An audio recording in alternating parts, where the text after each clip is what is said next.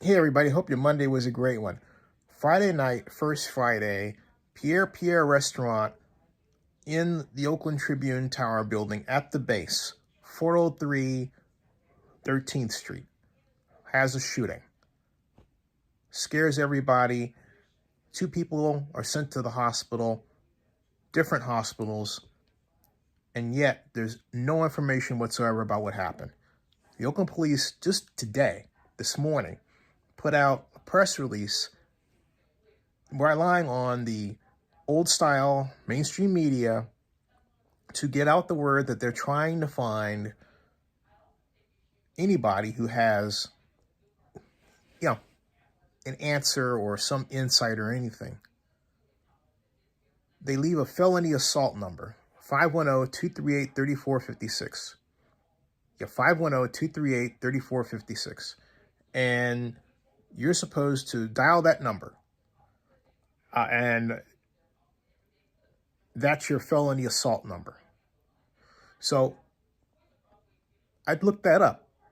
The first time I looked it up on Twitter, I couldn't find it. I looked it up finally in search. I typed Oakland police felony assault. The number didn't come up. I had to type 510, right, for the number to come up. And it's 510-238-3456 or 26. One of the two is correct. But the bottom line is I had to go through a lot of effort to find it deliberately. And I didn't find it surreptitiously, okay? Or serendipitously, brother. I didn't find it serendipitously. In other words, when I was looking for something else, right? Like Oakland felony assault. This is an outrage. There is no thought by OPD about how to handle its communications. And then on top of that, why aren't there cameras both inside the establishment and outside the establishment, just simply scanning the neighborhood?